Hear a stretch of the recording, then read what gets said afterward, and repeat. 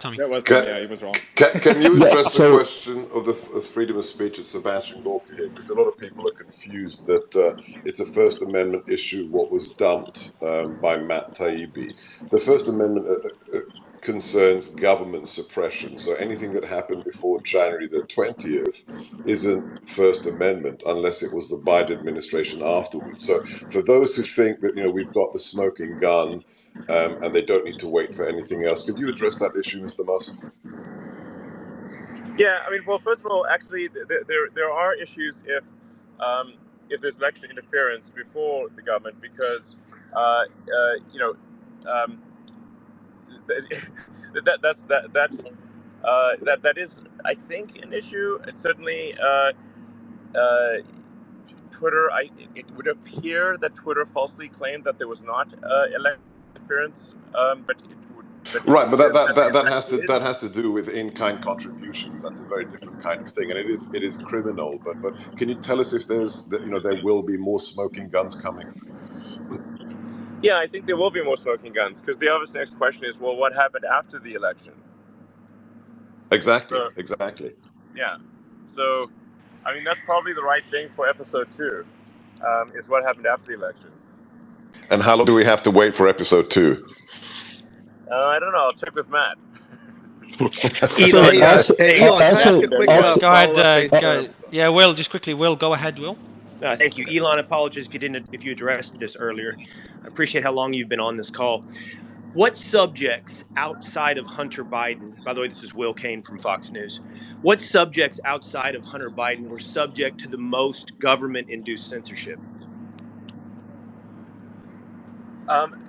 As I said, you may not have heard my earlier comment, but I don't actually, like I said, me personally, I've been working on getting Twitter to be healthy and fixing the engine of engineering. I've not been sort of poring over the Twitter files personally. That's sort of been, Matt Taibbi is doing that, and Barry Weiss is going to do it now as well. Um, so, um, so anything I say would be somewhat of a, guesswork, really. But so I don't know. There's obviously a lot of questions around Jan 6th. There's questions around, COVID.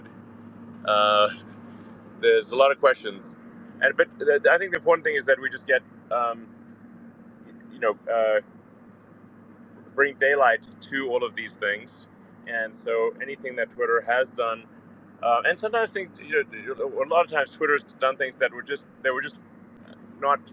It wasn't malicious. It was just foolish.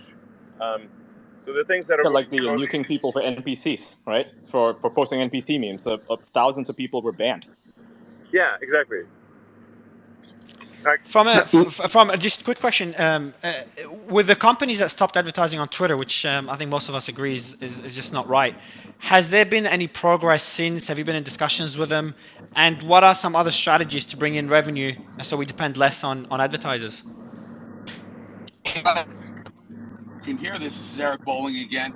I was wondering if you have any knowledge or you can have any proof that there's some indication that a lot of people on the right side of the political aisle lost a ton of followers. I would say from 2015, 2016, all the way through towards the end of 2021. I'll give you anecdotally myself. I lost 80,000 or so, and not until this is literal. Not until you purchased Twitter did I start gaining followers again in a fairly robust manner. Is there any proof of that? Do you have any evidence of that being sort of a plan or a strategy on Twitter's part? Again, like I said, I have not read the Twitter file, so it's difficult for me to say that. Except, so my understanding is limited, and that's why I would leave it to Matt Taibbi and Barry Weiss and ultimately others. It is. But if I say what is my best guess is that there was a very different standard applied to Republican candidates in the U.S. versus Democrat candidates. So there appears, and I emphasize appears, I'm not saying this is definitely the case, there appears to have been a double standard where Democrats were not censored and left causes were not censored, but right causes and Republicans were. And it was, and I think this is frankly obvious to anyone who uses Twitter without any expose of Twitter files. It was not even-handed, and it's frankly the behavior that is to be expected from an organization that is based in San Francisco, which is far left. So, um, from their standpoint, it wouldn't seem like that they're being unfair. That from their standpoint, it's simply how they see the world. I mean, I think Matt posted like political contributions of Twitter being over 99% Democrat. So, well, what kind of viewpoint would you expect people to have then? It's the behavior you'd expect from a company that is essentially a distillation of San Francisco politics. And I hope that By the way, when you just the really information quick. By the public, way, I want to sorry, make a I have a question. suggestion. I want to Yeah. make a suggestion real quick. Elon, when you are speaking, we can hear you really well. When you are listening, the background noise from your jet is interfering a little. Okay, sure. Can you just mute He yourself needs when you an are not EV jet. speaking? Yeah. So anyway, I have a question. Like, so when Will you're, do. making the files available to everybody, or rather more people, I would just like to request that, that I don't know, give it to me because I work for Rebel News, and I think we could do a tremendous job covering this as much as anybody else, really. Yeah. So But it's Tim Cass is trying to come up, by the way, Elon, just to ask you a question. But in the meantime, I just want to go back, and I know the Persistence has a question as well. I'll give you the mic right after Persistence. But one question again, back to the advertisers, Elon. Not sure if you heard it before. Any progress there with the advertisers that stopped advertising on Twitter, which we all agree is just not right, and any other strategies to bring revenue outside of advertising? You're muted, Elon.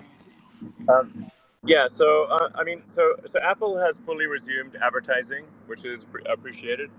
Apple is the single biggest advertiser on Twitter, and historically and presently. So, thanks Apple for fully resuming advertising.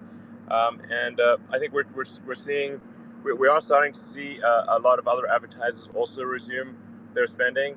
I think the problem is that they would read all these stories in the media and then think that they were true, and they're not true. And then as it's becoming clear that the media stories about Twitter being some sort of like right-wing hellscape, which it absolutely isn't. And in fact, it is. There are far fewer bots, far fewer trolls, and it's actually, I think, way more fun and interesting. And we're seeing that in the user minutes and in the daily average users. Then advertisers are like, oh, okay, I guess maybe it is safe to get back in the water, and so we are seeing advertisers resume advertising on Twitter. So that's a good sign. I wish it would be faster, but we are seeing them resume. The more concerning factor on the advertising front is just the entire industry-wide drop in advertising, which Twitter is not immune from. So even though advertisers do get back on, the advertising expenditures in general are dropping for all companies.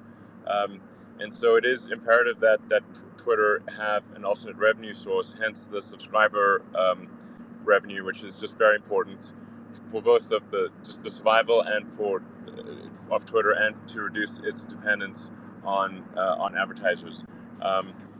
So yeah, overall, I think I'm cautiously optimistic about the future.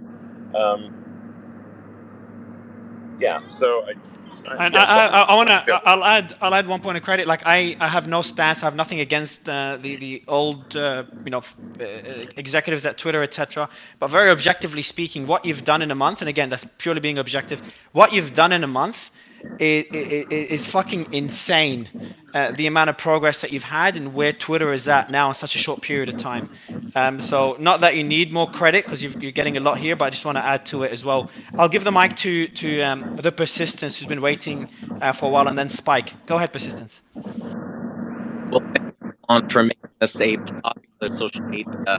My question is, do we have any information on advertisers threatening to pull money from Twitter if Twitter did not adhere to a policy? And additionally, do we have any information on congressmen or women who have threatened legislation should Twitter not adhere to a certain policy? And last, I was really intrigued by your comment on positivity and negativity in tweets, you saying that positive tweets would go further. And I just wanted to see what would constitute the measurement from Twitter that would make something positive or negative. Thank you. You're muted, Elon. Oh, you're back. Yeah, sure. Well, the advertisers, I mean, for the most part, the advertisers are quite rational in that, if you, especially if you're advertising a friendly product, that you don't want to be sort of, like, let's say you're advertising a Disney movie, you don't want to have like some super negative sort of hate speech, or to the and also a movie or whatever. And you also they don't want to have not safe for work content right next to you know ads for children toys and stuff like that. So that stuff is quite reasonable, and I agree with that. Advertisers have a right to have their advertising be next to non-advertising content that is consistent with their brand. So that really just means like what is not attempting to monetize with advertising content that advertisers are uncomfortable with. So I think in general it's been okay. I mean, I think there has been some overzealous action by activist groups that pressure the advertisers, that then in turn pressure Twitter, and we're trying to sort of, that I thought was somewhat unreasonable, but I think it's going to trend in a good direction going forward, but I'm not sure, but it looks like it's headed in a good direction. Like I said, advertisers are returning to Twitter. Apple's back at full ad spend, and I've had a number of conversations with the advertiser groups, and every time I've had those conversations, the advertisers have responded positively, and I've also just, because they're like, I mean, they're basically they end up reading the sort of mainstream media, and it's like, and then they end up with all the wrong impressions of what's going on. And I said, well, have you tried using Twitter? Do you see these things for yourself? And they're like, actually, it seems fine when we use Twitter. Like, yes, that's because it is fine.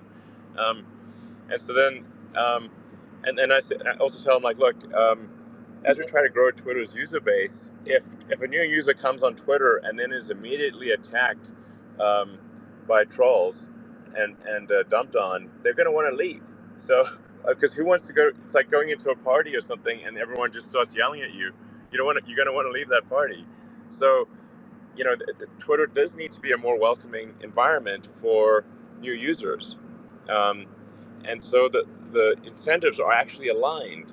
That if people come on and they see interesting, funny tweets, things that where they learn something new, or it's entertaining, it's funny, it's like, that's the kind of thing that we should see more of, and that's consistent with what most advertisers want, I think, and what Twitter wants in order to grow the user base, and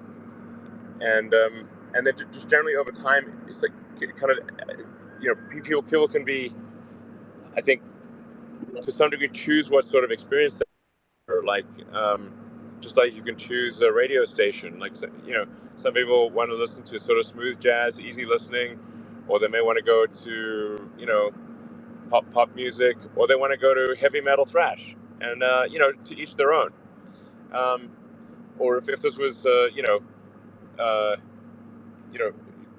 you want to have like full contact martial arts, or do you want to have light contact, or do you want to do yoga? And you can decide which one of those, what kind of experience you want. That's going to be important in order to have Twitter appeal to a broad audience. So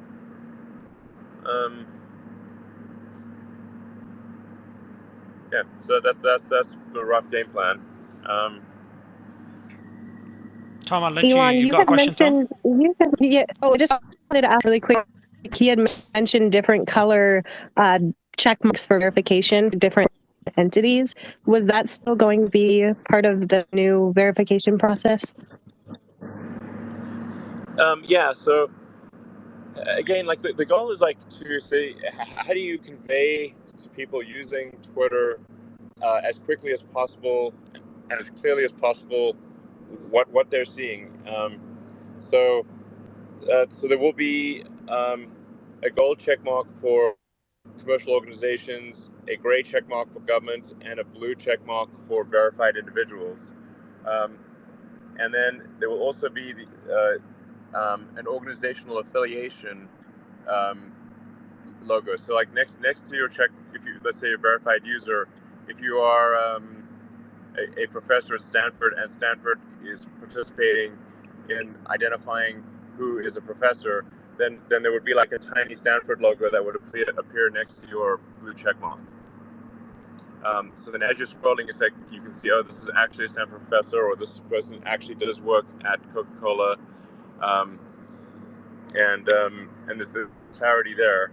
Will there be a process for this to apply for an organization for, let's say you're a part of a small news organization and you want to apply for this status. Will it be available to the public, or is this something that's going to be very selective? No, it will be available to the public. So it's sort of,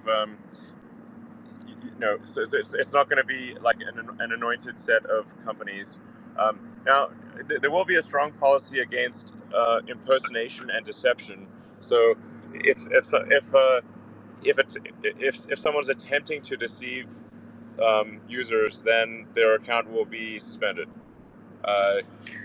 So that's yeah. I've got a question here. I'll give it to Tom, just by a pretty notable person that doesn't want to disclose their identity, but it's a simple question.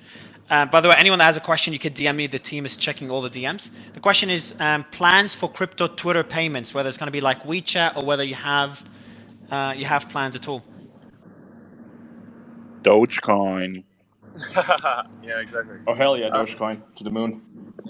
Doge the moon. Yeah, I think we do want to have Twitter enable both regular payments and fiat currency, and make it easier to transact with crypto. Yeah. Okay, I've got another question here from a big YouTuber as well. Elon, one of the first. So they're asking, they want to bring YouTube creators to Twitter. What's your plan with? What's your Twitter creator plan, if there is one? Yeah. So, well, for video, we need to upgrade the Twitter system to be able to have longer video, and then enable creators to derive revenue from viewership, which is a combination of advertising and subscription. So these are obviously things that need to happen. Like I said, in order for these to happen, like you could have a wish list a mile long, but if the engine of engineering is not fixed, the wish list. So that's why I am focused on fixing Twitter engineering first and foremost. In the absence of that, you could have a wish. Whatever you wish for cannot be done because the engineering is not working. Hey, I have a really great suggestion for you, Elon. And right after Kim, I'll let Tom jump in right after you. Just Tom, sorry for delaying it so much. Go ahead, Kim. Sorry. Yeah, you know how foreign media is labeled on Twitter often as like Russian-controlled, state-controlled media. Why don't we do the same thing in the US with all of these media organizations that are telling us go to war? This is all great. Like, why don't we label them as well, US government state media? No, I think that's a good idea. Because it's like SBF gave so much money to different media organizations that and then they just write these puff pieces, and it's like, okay, we should be labeling that SBF affiliated media because it is. Um,